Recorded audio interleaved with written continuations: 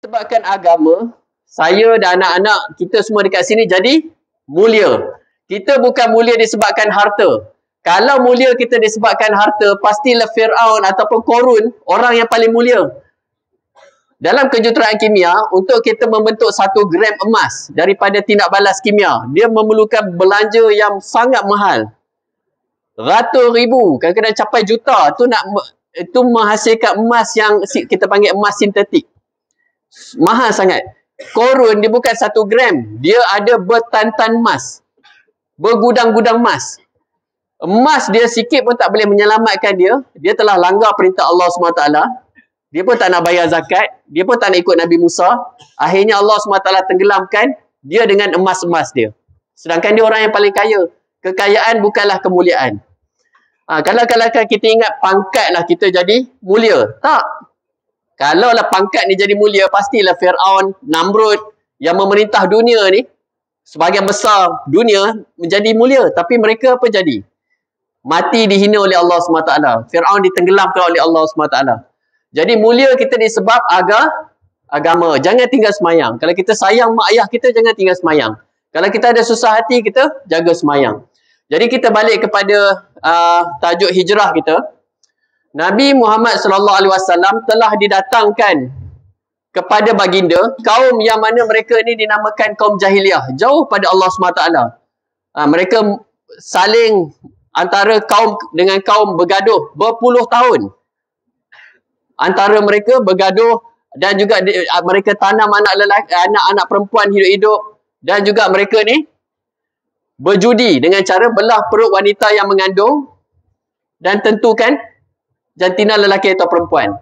Tawaf dalam keadaan tak berpakaian. Dalam keadaan inilah Allah SWT telah utuskan baginda Nabi SAW.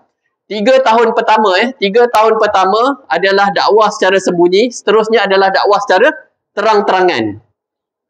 Jadi 3 tahun secara sembunyi dan seterusnya secara terang-terangan. Apabila dakwah dibuat secara terang-terangan, okay, saya tulis sikit sini ya. Boleh gerak Sampai.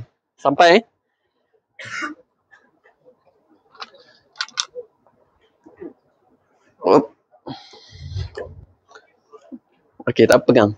Okey, baginda Nabi SAW, okey. Nabi Muhammad dia apabila baginda umur 40 tahun. Okey, 3 tahun yang pertama adalah dakwah secara sembunyi. Okey, sembunyi. Seterusnya adalah secara terang-terangan. Okey, bila terang-terangan, mula lockdown dia ada lockdown. Lebih kurang, bismillahirrahmanirrahim, 10, 9, 8 tahun kenabian. Tahun kenabian. Okey, ni ke tahun kenabian yang pertama lah. Okey. Di sini, berlaku lockdown.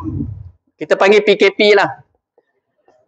PKP yang berlaku kepada Nabi Muhammad ni adalah PKP yang sangat dahsyat. Dahsyat tau PKP yang berlaku pada Nabi. Semua orang yang beriman, mereka akan diasingkan di lembah Abi Talib. Tiada makanan, tak ada food, tak ada minuman pun tak ada.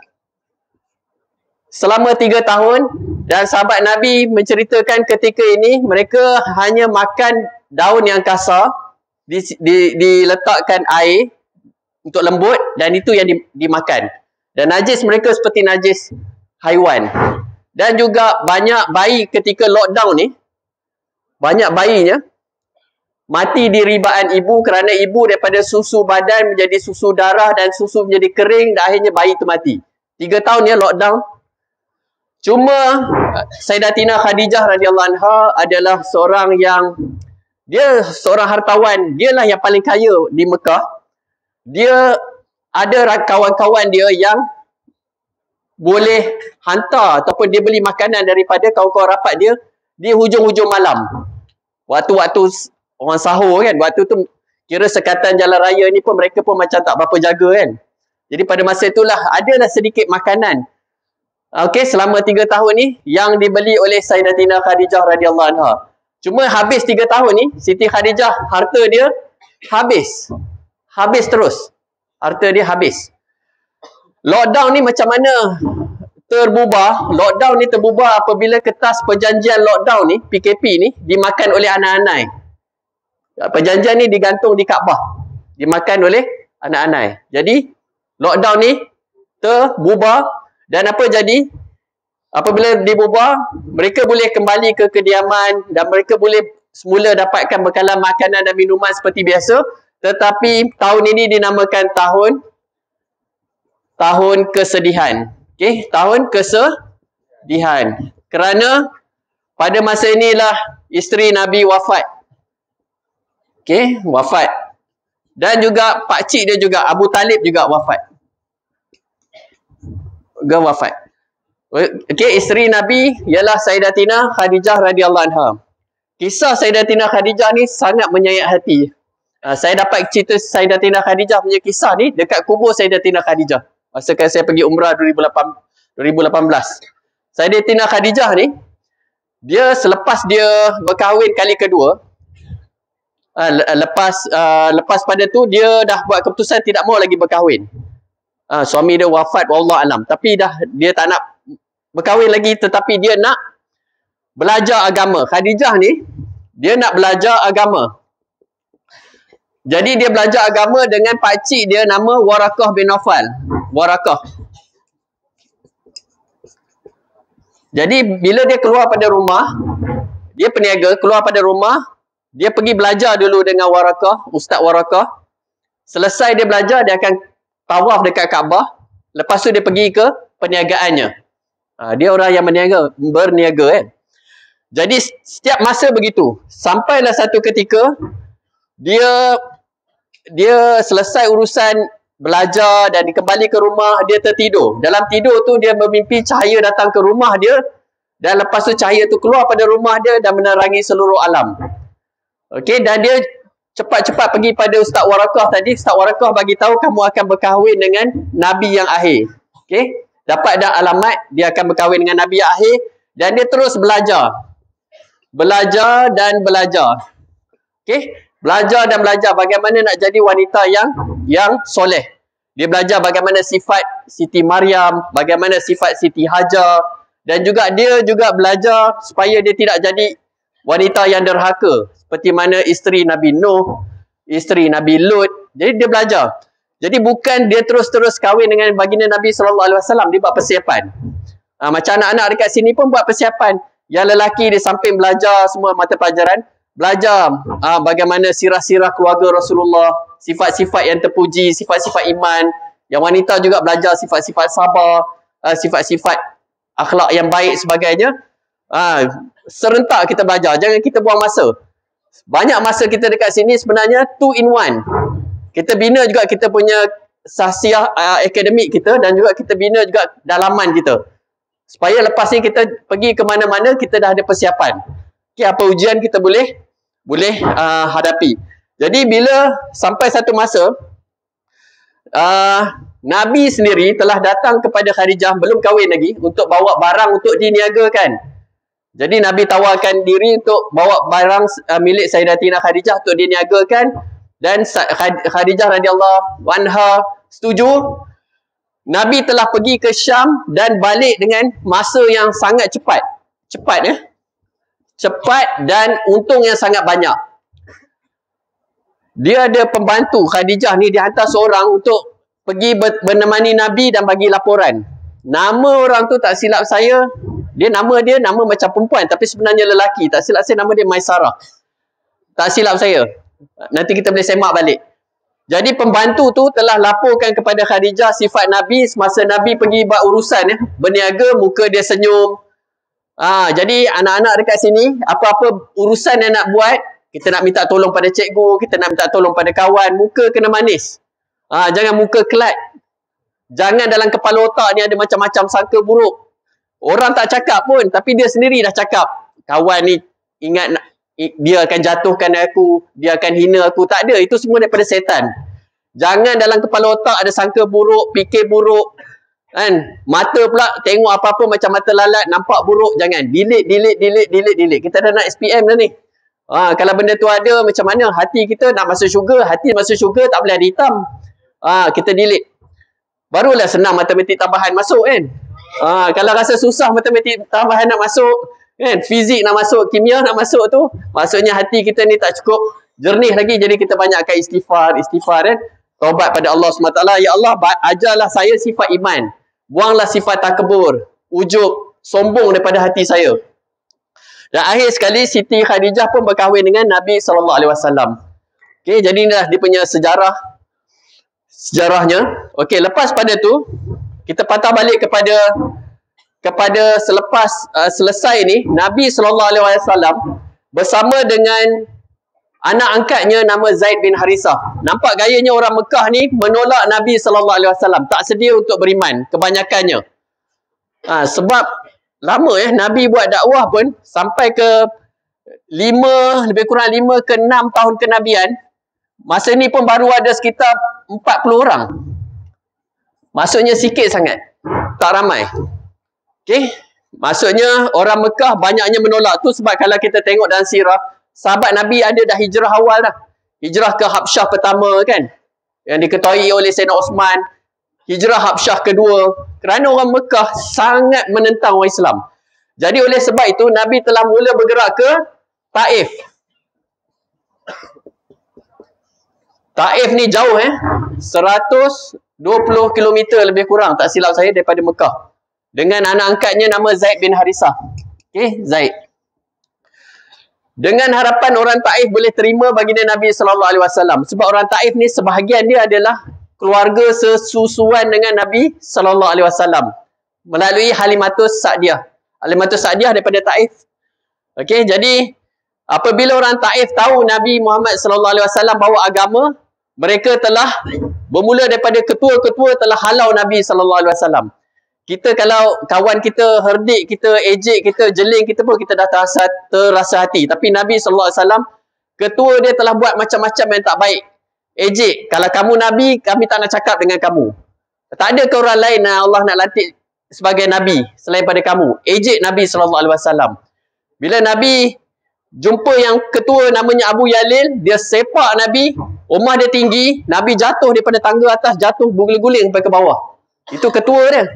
Sepak Nabi SAW. Sampai Zaid pujuk Nabi, bagi tahu orang Taif pun tak terima, baik kita balik.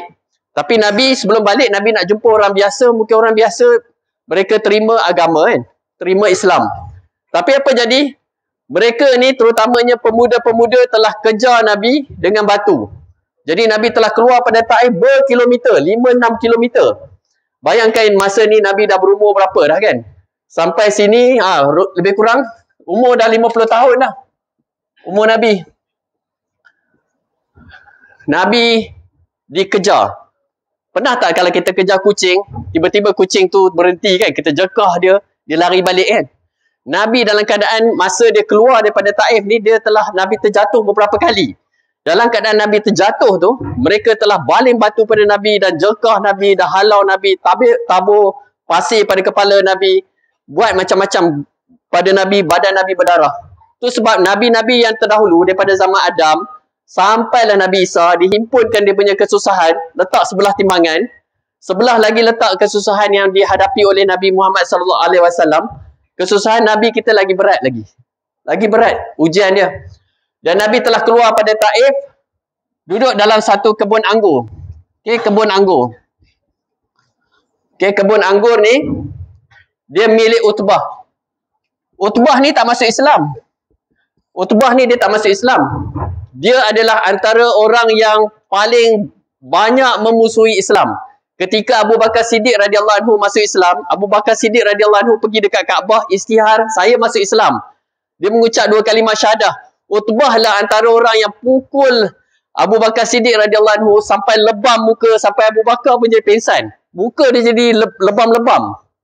Utbah ni.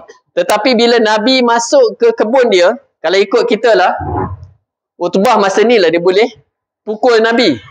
Tapi bila dia tengok dahsyatnya Nabi ni, kena pukul dengan orang Taif, kena baling batu, dia jadi simpati.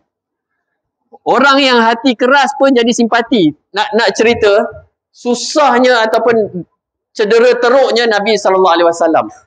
Cuma dia tak pergilah jumpa Nabi. Dia hantar hamba pekerja kebun dia untuk jumpa Nabi. Nama dia ialah Adas. Okay, Adas bawa Utbah bagi anggur dengan air, bagi pada Adas untuk bagi kepada Nabi SAW. Jadi Adas telah bagi kepada Nabi dan Nabi telah baca Bismillahirrahmanirrahim.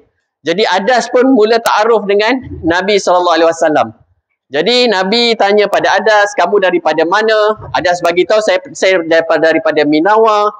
Jadi Nabi bagi tahu saya ada saudara di Minawa namanya Yunus alaihissalam, Nabi Yunus. Jadi Adas kata dia adalah daripada keluarga Nabi Yunus. Akhirnya Adas masuk Islam. Dia masuk Islam. Jadi kalau kita pergi Taif ada Masjid Adas. Masjid Adas. Jadi lepas tu Nabi SAW masuk ke Mekah. Masuk ke Mekah. Masuk di Mekah. Okey, dekat sinilah bayangkan Nabi dah kehilangan isteri yang sentiasa menyokong dan juga pakcik dia selalu menyokong dia. Dan Nabi telah diperlakukan tak baik dekat Mekah dan juga pergi dekat Taif pun diperlakukan kasar. Jadi pada masa ni Allah SWT telah ambil tanggungjawab untuk gembirakan Nabi SAW dengan peristiwa Isra' Mi'raj. Okey, ringkasan daripada sini ialah selesaikan semua masalah dengan solat. Jadi tadi buat tu betul lah, baguslah.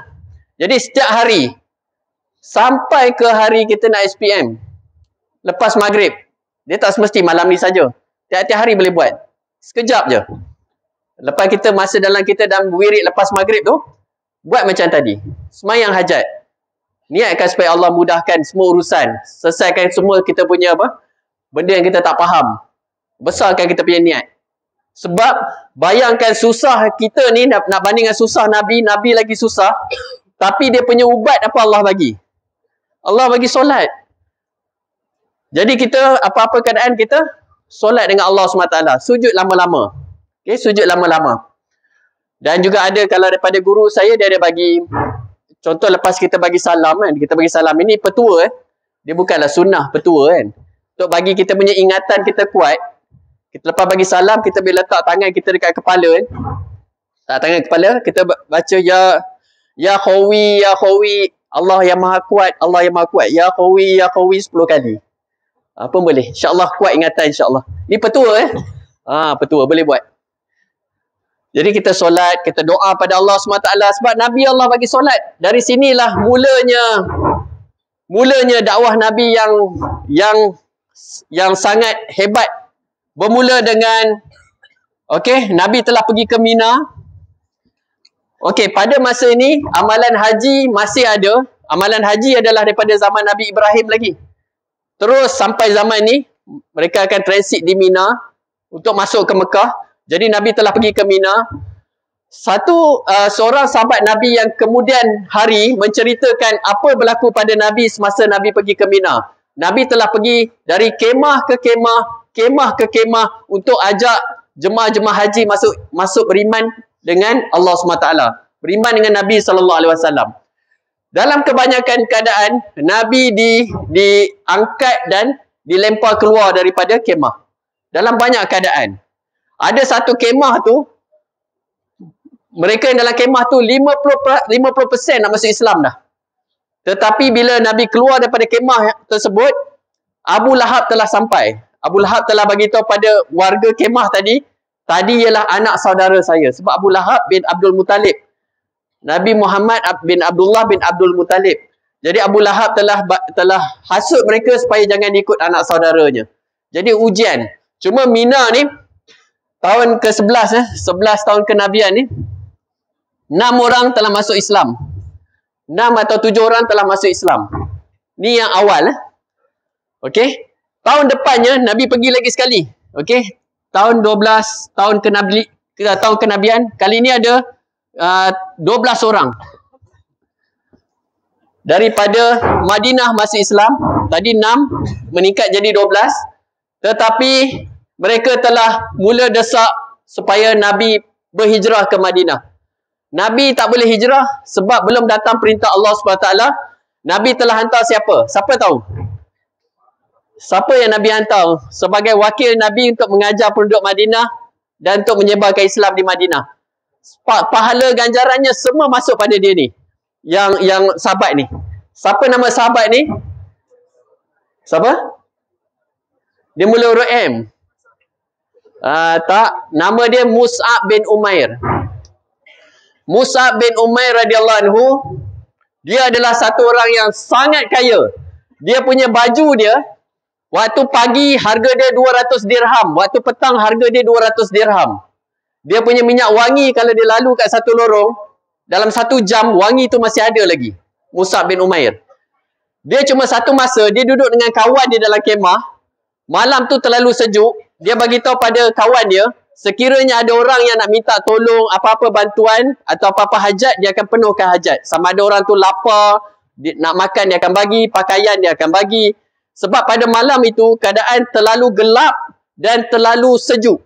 Keadaan di tempat di Mekah masa tu. Dia tengah lepak dengan kawan dia orang banyak duit, dia selalu belanja kawan-kawan dia kan. Jadi pada malam tu mustahil orang akan keluar pada rumah. Dia macam kamu keluar daripada bilik air, duduk depan kipas angin. Okey lagi, keluar bilik air, duduk depan aircon. Sejuk kan. Ini di padang pasir lagi lah. Dia punya sejuk dia, agak mustahil orang akan keluar rumah. Tapi malam tu ada juga orang keluar rumah, datang ke kemah dia. Dan orang tu ialah Nabi Muhammad SAW. Mus'ab telah tawarkan apa bantuan yang dia boleh bagi. Nabi bagi tahu, ucaplah la ilaha illallah Muhammadur Rasulullah. Jadi akhirnya Mus'ab ni dia tunaikan janji dia masuk Islam. Dan akhirnya mak ayah dia tahu dia masuk Islam. Dia telah pakaiannya dia telah dibuka dan dia dapat satu helai kain yang dikerat dua, satu dijadikan kain macam ihram lah, satu bawah dan satu di atas. Dan dia terus belajar dengan Nabi sampailah untuk hijrah ini. Yang awal adalah Mus'ab bin Umair radhiyallahu anhu. Itu sebab antara surah Alam Nashrah laka sadrak, selepas kesusahan akan datang kesenangan. Hebatnya Mus'ab ni, dia pergi ke Madinah dulu. Dia pergi ke Madinah. Okey, dia pergi ke Madinah.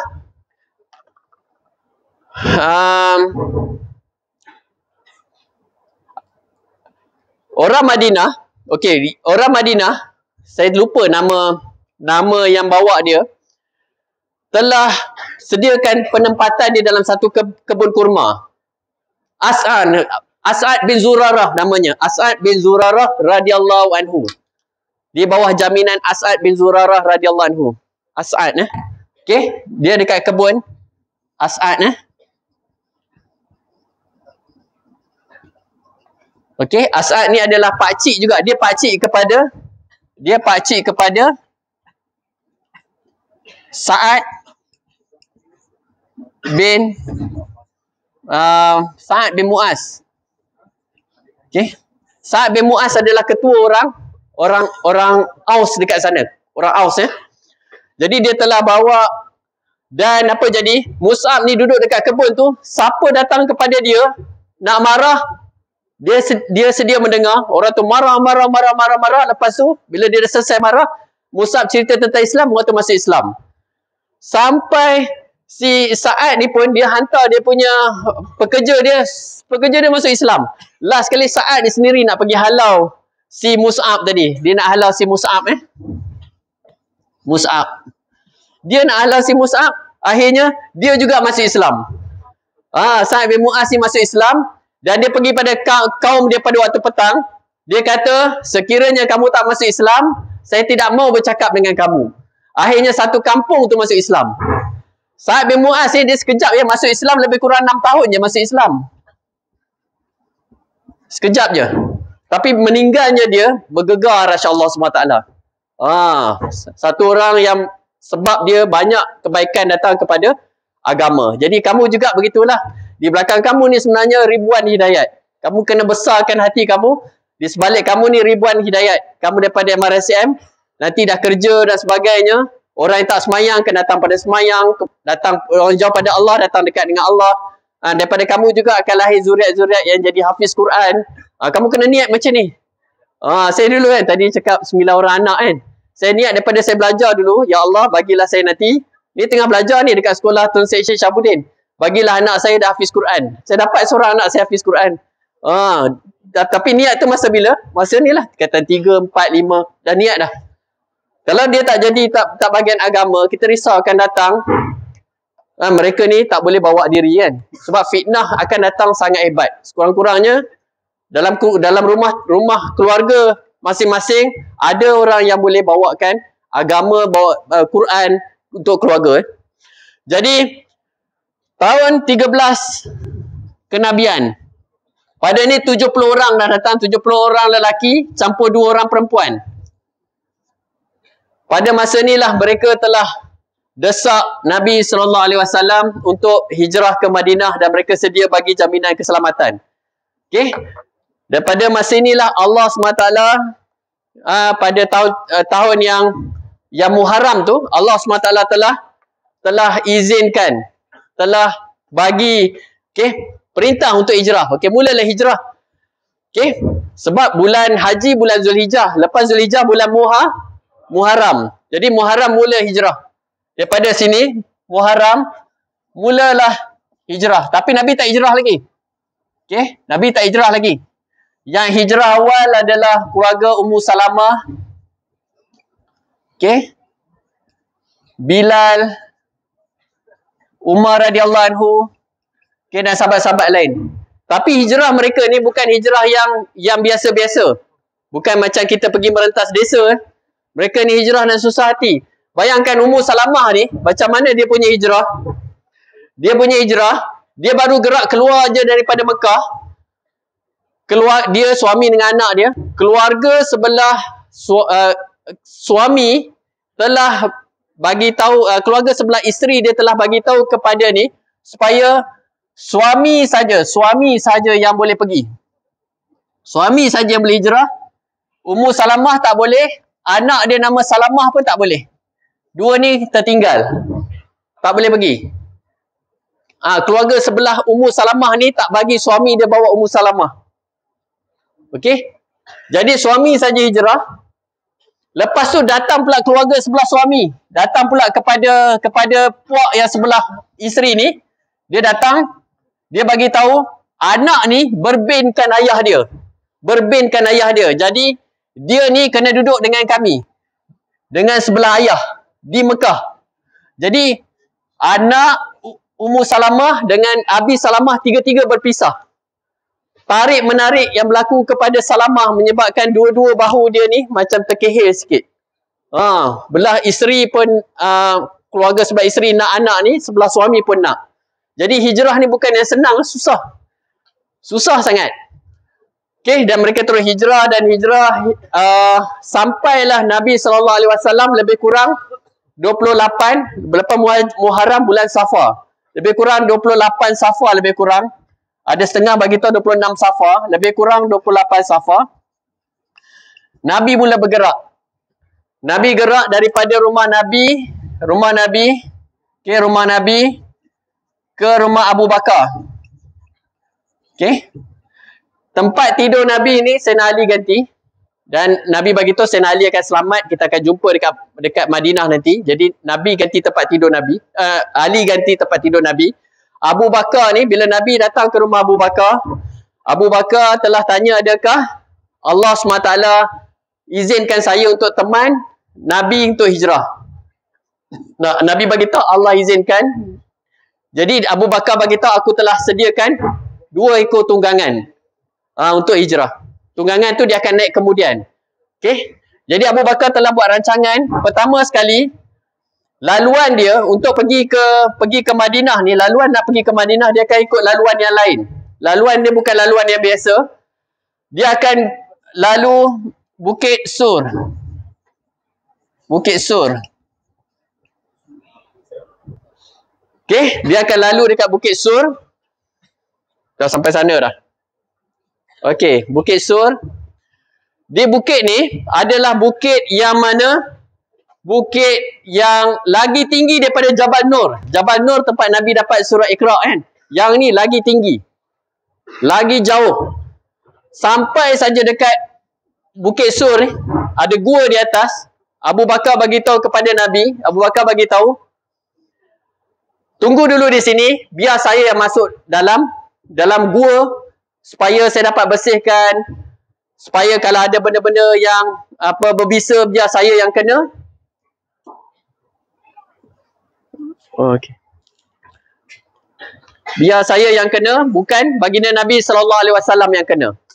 Jadi Abu Bakar telah kemaskan dinding gua tadi dan lubang-lubang dalam gua ditutup dengan batu, ditutup dengan perca kain. Ada cuma satu lubang saja yang ditutup dengan kaki. Okey, dan lepas tu dipersilakan Nabi masuk. Nabi masuk dan Nabi telah rehat di riba Abu Bakar Siddiq radhiyallahu anhu. Dan tak lama lepas tu ada satu binatang telah sengat pada kaki Abu Bakar Siddiq, pada lubang yang Abu Bakar tutup dengan kaki. Jadi Abu Bakar cuba bertahan tapi keluar juga air mata dia kena kepada Nabi dan Nabi terjaga. Nabi telah tanya dan Abu Bakar bagi tahu, kaki aku telah digigit binatang berbisa. Nabi telah doa pada Allah SWT dan sapukan elio dia, baginda kepada tempat gigitan tadi, dan Allah SWT telah sembuhkan Abu Bakar radhiyallahu anhu. Berapa lama Abu Bakar duduk dalam gua? Siapa tahu? Dengan Nabi? 3 hari. Tahu sebab apa 3 hari? Betul? Masa Nabi dah gerak ke sini, tawaran 100 ekor unta. Okey, unta. Jadi hari pertama hampir ke semua penduduk Mekah akan bertebaran merata-rata cari Nabi SAW. Okey, hari kedua mungkin dah percentage mungkin daripada berapa persen dia akan drop jadi 50%, sebab menyangkakan Nabi dah pergi lagi jauh. Hari ketiga dah lagi rendah lah, bawah pada 5% contoh. Maksudnya dah kurang. Itu pun masa Nabi duduk dekat sini, musyrikin Mekah pun dah duduk depan pintu gua. Cuma Allah SWT telah hantar tentera dia berupa sarang laba-laba kan. Dan burung yang duduk dekat pintu gua, sehingga mereka ni tak menyangka ada orang di sebalik sarang laba-laba tadi. Jadi siapa yang bersama Abu Bakar dalam membantu hijrah ni? Pertama dia ialah Asma binti Abu Bakar. Apa tugas Asma binti Abu Bakar? Hantar makanan. Jadi kalau kita nanti nak dapat anak yang alim, kalau kita satu masa nak dapat anak bakal zuriat kita orang alim, kita kena jadi orang yang suka bagi makan. Masa ini Asma dia dah mengandung 7 bulan. Bayangkan nak sampai ke gua tu, naik ke atas dengan keadaan mengandung. Sebab apa? Dia sahaja tidak di musyrikin Mekah syak untuk bawa makanan kepada Nabi SAW. Sebab dia letak makanan dia dekat pinggang, di bawah kandungan yang dia sedang kandung. Dia sedangkan dia ada adik dia Aisyah. Aisyah lagi tangkas, lagi kuat. Tetapi Asma lah orang yang tak disyaki kan. Lagi yang bersama dalam ini adalah Abdullah, adik dia. Abdullah bin Abu Bakar akan menyampaikan informasi mesyuarat penting musyrikin Mekah kepada mereka. Dia akan naik lewat malam dan akan turun awal pagi. Jadi tak syak lah. Dia akan sampaikan apa perancangan musyrikin Mekah. Okey, lepas 3 hari mereka turun, bergabung dengan seorang lagi yang Abu Bakar telah sediakan, iaitu tourist guide. Okey, tourist guide. Nama dia Ibnu Uraikid. Sebab laluan ini bukan laluan yang biasa dilalui oleh pedagang-pedagang. Ni laluan dia off-road. Okey, off-road lain. Jadi Ibnu Uraikid telah bawa laluan yang lain. Mula-mula mereka lalu di perkampungan namanya Ummu Ma'bad. Okey. Ummu Ma'bad, dia punya sifat dia adalah suka jamu makan. Cuma pada masa Nabi lalu, keadaan di sana musim kemarau, dia cuma ada kambing yang kurus, kambing betina yang kurus. Nabi telah minta izin untuk usap kambing tadi. Ummu Ma'bad telah bagi, dan daripada usap Nabi tadi, susu telah keluar dengan begitu banyak, berbekas-bekas untuk Nabi dan rombongannya minum, dan juga selebihnya dia bagi kepada keluarga Ummu Ma'bad. Dan Ummu Ma'bad juga terkenal sebagai antara orang yang pertama menghantar air Zam-Zam daripada Mekah ke Madinah. Dialah. Jadi pahala sampai kiamat transportation daripada Mekah ke Madinah buat air Zam-Zam ni, pahala dia dapat kat Ummu Ma'bad. Okay, di antara orang awal. Lepas tu Nabi terus sambung jalan sampai dekat perkampungan Syurakah. Syurakah bin Malik. Okay, Syurakah bin Malik ni, dia nampak Nabi dan dia tahu hadiah 100 ekor unta, dia kejar. Dia kejar. Nabi, cuma bila dia sampai dekat dengan Nabi, kuda dia telah ditelan oleh pasir. Macam pasir jerlus lah. Sampai dia telah panggil Nabi untuk selamatkan dia, dan dia bagi tahu apa yang ada pada aku, kamu ambil lah. Dan Nabi telah tanya kepada dia, sebab apa kamu bersungguh-sungguh nak kejar kami? Dia kata sebab hadiah 100 ekor unta. Jadi Nabi bagi tahu kepada dia, maksud lebih kurang satu masa nanti kamu akan dikalungkan dengan perhiasan Maharaja Rom. Satu masa nanti. Dan Syurakah memang kemudian dia masuk Islam. Daripada zaman Abu Bakar dah wafat, Nabi dah wafat, zaman Umar radhiyallahu anhu, Rom jatuh di tangan orang Islam, perhiasan telah sampai, Umar telah panggil Syurakah, Syurakah dipakaikan dengan perhiasan Raja Rom, dan Syurakah ingat boleh bawa balik lah. Kan? Tapi masa ni dah memang menangis lah, sebab tak sangka yang Nabi cakap berapa tahun sebelum itu memang makbul. Dia dah jalan, Umar panggil dia. Umar masa tu Amirul Mukminin, dia bagi tahu pada Syurakah, buka balik perhiasan tadi. Dia kata bukan aku punya ke? Maharaja Rom punya perhiasan. Jadi Umar bagi tahu, Nabi bagi tahu yang kamu akan dipakaikan, bukan kamu punya, kamu cuma boleh pakai sekejap je. Buka balik. Jadi dia membuka balik, masuk balik pada Baitul Mal. Tapi nak cerita, apa yang Nabi bagi tahu, benda tu pasti akan berlaku kan. Jadi inilah kita beriman. Lepas tu Nabi telah bergerak, dia ada lebih kurang 6 checkpoint tau Nabi berhenti. Kita pun masa dah tak banyak dah. Dah 4:48 dah. Okey, sekarang ni Nabi sampai berapa checkpoint, sampai satu lagi adalah Bir Ali. Ataupun Zulhulaifah. Kalau siapa dekat sini pergi umrah? Oh, panjang lagi lah. Okey. Siapa sini pernah pergi umrah? Pernah. Kan kita mikat kat Bir Ali kan? Bir Ali. Okey, dekat Bir Ali ni. Okey. Okey, dah sampai. Okey, dekat Bir Ali ni, Nabi dia boleh. Okey, dekat sini adalah Khazraj. Okey, dia ada Aus dengan Khazraj sama ada sini dengan sini. Okey, Nabi Muhammad bin Abdullah. Muhammad bin Abdullah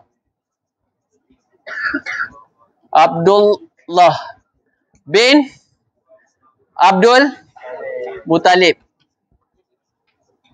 bin Abdul Muttalib Hashim.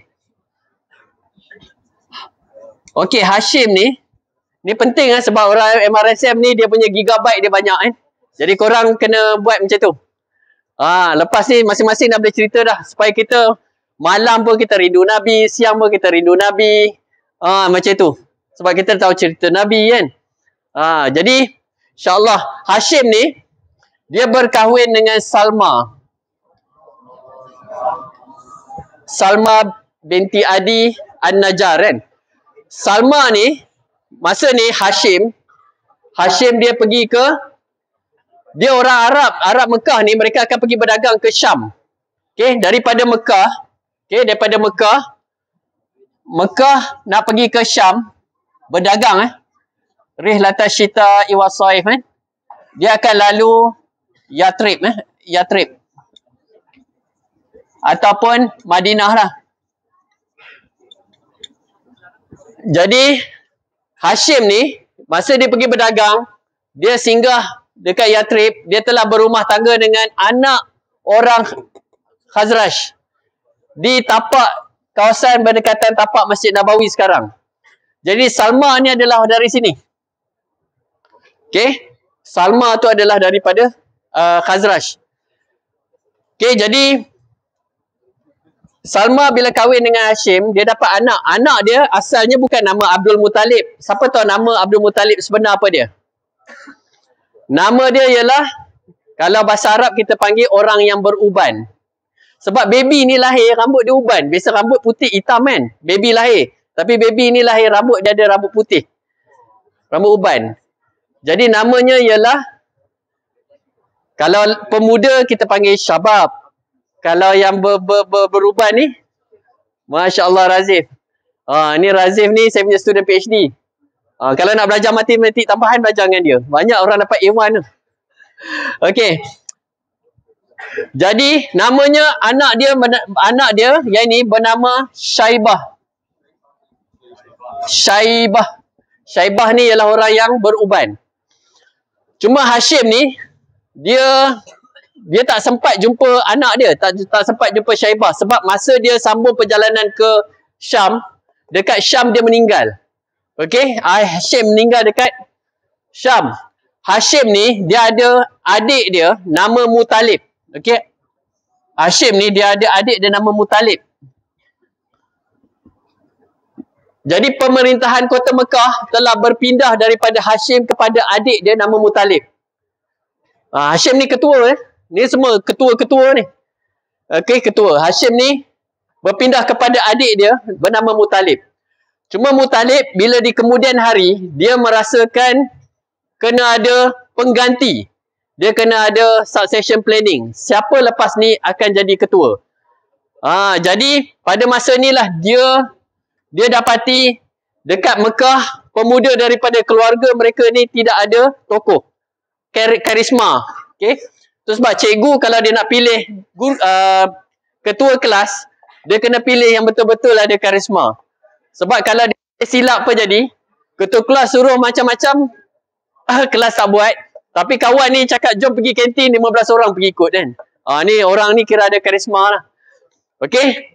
Jadi Muttalib tengok dekat Mekah tak ada siapa yang boleh daripada keluarga mereka memimpin. Dan dia dapat tahu dia ada anak saudara dia bernama Syaibah ada dekat Madinah.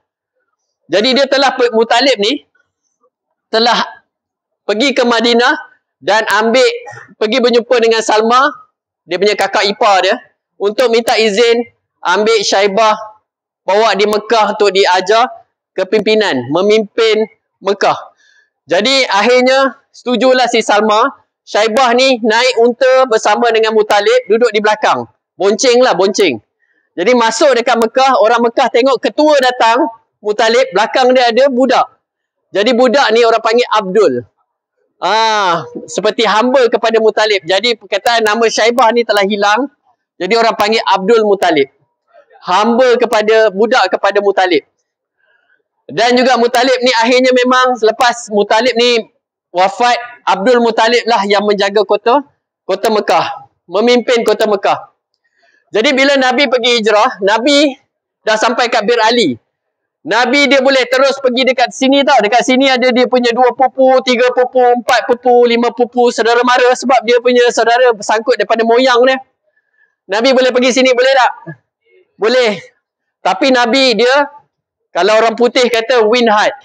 Orang sini memang akan sambut Nabi. Tapi Nabi telah pergi ke sini dahulu. Aus dengan Khazraj ni bergaduh lebih kurang 120 tahun. Lebih kurang 120 tahun gaduh. Dia punca dia, unta daripada satu kaum ni telah rosakkan tanaman daripada tanaman kaum yang satu lagi. Jadi kaum ni telah bunuh dan berbunuh sampailah sekitar 120 tahun. Lama. Jadi Nabi nak ambil hati orang Aus dahulu. Jadi Nabi telah pergi ke kita panggil Saniyatul Wada. Tu yang ada nasyid Tola'al Badru Alaina. Tu dekat sini lah. Okey, dekat sini nama tempat ni Kuba. Jadi Nabi sampai di sini, Nabi telah jumpa ketuanya. Ketuanya nama Kulsum. Kulsum ni lelaki ya. Kulsum bin Hidmin. Okey, kalau Ummu Kulsum perempuan, kalau Kulsum lelaki, kalau orang Arab lah. Okey, jadi ketua dia telah tawarkan beberapa petak tanah untuk dijadikan masjid. Jadi Nabi telah ambil satu petak tanah dan mereka dirikan Masjid Quba Isnin, Selasa, Rabu, Kamis. Buat Masjid Quba. Dan hari Jumaat Nabi bergerak ke sini. Okey. Nabi bergerak ke tempat kampung dia. Sampai dekat tempat kampung dia setiap rumah yang ada dekat situ mempelawa Nabi untuk bermalam. Dia beza dengan tempat Aus. Tempat Aus tak berani nak offer. Cuma ketua je boleh offer. Sebab mereka ni tak ada kaitan. Jadi mereka ni pula sangat hormat kepada ketua. Beza dekat tempat Khazraj. Khazraj ni tempat tapak Masjid Nabawi sekarang. Okey, jadi Nabi dia bagi isyarat di mana unta berhenti, di situ dia akan bermalam. Jadi unta tu gerak. Nampaknya banyak rumah Nabi lalu unta tak berhenti kan. Dah sampai ke ujung. Semua dah macam apa? Alah, dah tak berhenti kat rumah kami kan. Macam sedih sangat lah. Tiba-tiba unta tu macam U-turn kan. Dah mula. Hati berbunga kembali kan. Berhentilah rumah kami kan. Unta tu jalan. Akhirnya berhenti di satu rumah, hampir dengan satu rumah. Rumah tu ialah rumah Abu Ayyub Ansari. Abu Ayyub. Okey. Abu Ayyub Ansari. Itu pun bila dia sampai dekat sini, orang yang jiran-jiran Abu Ayyub kata, kami pun ada hak juga supaya Nabi bermalam di rumah kami. Tapi Abu Ayyub ni, dia terus ambil barang-barang Nabi, bawa masuk dalam rumah dia. Dan Nabi bagi tahu lebih kurang maksud dia, aku akan ikut di mana barang aku pergi. Jadi barang dah masuk rumah Abu Ayyub, je Nabi masuk rumah Abu Ayyub. Okey? Jadi inilah hijrah Nabi. Natijah dia. Okey, natijah daripada hijrah Nabi ni, dia Aus ni ada dua puak Yahudi, Bani Nadir dan Quraizah. Ni Yahudi ya. Yahudi 1, Yahudi 2. Kepik ni, ini Kainuka. Okey, ni Yahudi 3. Mereka ni, Y1, Y2, Y3 ni telah ada satu macam pakatan supaya jangan ini berkawan dengan ini. Ini antara sebab juga yang bertahun-tahun tak boleh bersama. Jadi mereka menjadi sangat lemah dan selalu bergaduh. Okey, Yahudi Bani Nadir Quraizah hasut si Aus bertahun-tahun. Yang ini Kainuka hasut Khazraj supaya jangan berkawan dengan si Aus. Lama Jadi bila datang Nabi pun jadi Aus ni dengan Khazraj bergabung jadi Ansar. Yahudi semua out, sepak kick out. Okey, Yahudi. Tu sebab kita orang Islam, kita jangan berpecah. Kita kena kasih sayang. Kalau sikit-sikit kawan kita buat silap tu, kita maaf dan memberi maaf. Okey, kita nak periksa SPM kan? Takkan kita nak masuk dalam periksa hati kita masih ada sakit hati dengan kawan. Itu belum nak masuk syurga lagi. Nak masuk syurga kita ada lagi kita punya masalah dengan kawan-kawan kan. Kalau boleh kita nak tinggalkan dunia ni dalam keadaan hati yang tenang. Masuk Dewan SPM pun dalam keadaan yang tenang. Okey? Jadi Ansar, orang Muhajirin bergabung dengan orang Ansar. Hidayat mula tersebar di kota Madinah. Orang Yahudi habis. Ekonomi yang asalnya dipegang oleh orang Yahudi Y1, Y2, Y3 ni telah run up, dipindah pada orang Islam. Dan juga kurma asal Madinah ni kurma dia biasa-biasa. Kadang-kadang rendah kualiti. Disebabkan hijrah Nabi, kurma pun jadi sangat bermutu. Kurma Ajwa Alia. Okey? Yang mana kalau kita makan tak silap saya 7 biji kot, boleh hilangkan apa sihir ataupun benda yang tak baik pada tubuh badan kita. Jadi ubat daripada Allah SWT. Kurma jadi mahal. Kalau kurma Ajwa tadi harga dia 1 kilo kat RM120. Kurma tadi. Kualiti. Lepas tu apa lagi? Lepas tu seterusnya dia akan jadi orang Islam telah mula berkembang. Tahun 2 Hijrah telah berlakunya Perang Badar. Okey, Perang Badar ni bukan sebenarnya nak perang. Sebenarnya apabila orang Islam telah berhijrah ke Madinah, tahu tak apa jadi pada rumah orang Islam dekat Mekah? Mereka telah kosongkan, telah curi barang-barang orang Islam yang ada dekat Mekah. Jadi rumah orang Islam mereka buat jadi macam rumah mereka sendiri. Jadi mereka sebenarnya orang Islam, dia nak pergi buat roadblock je, nak pergi ambil balik barang-barang tadi. Tapi apa jadi? Akhirnya jadi pertempuran sebab salah sangka. Orang yang bawa barang tadi, dia ingat orang Madinah ni nak perang. Tapi sebenarnya orang Madinah, dia nak ambil barang. Jadilah perang Badar. 300, masa ni dah ada 300, lebih kurang 313. Okay, perang Badar 313. Orang Islam telah menang. Allah bagi bantuan kepada orang Islam. Mereka yakin penuh kepada Allah, taat kepada Nabi SAW. Jadi kamu pun begitulah. Boleh insyaAllah. Nak tidur malam jangan tak baca doa tidur. Sayang Nabi kan. Bacalah doa. Allahumma bismika amutu ahya. Masuk bilik air jangan tak baca doa masuk bilik air. Allahumma inni a'udzubika minal khubusi wal khaba'is. Jadikan benda ni sebagai sebahagian daripada kehidupan. Nak makan, makanlah tangan kanan. Baca doa makan. Kalau kata kita terpaksa lah minum tangan kanan ya. Bukanlah saya kata minum tangan kiri tu dosa. Tak kan. Minum pun tangan kanan. Kalau nak SPM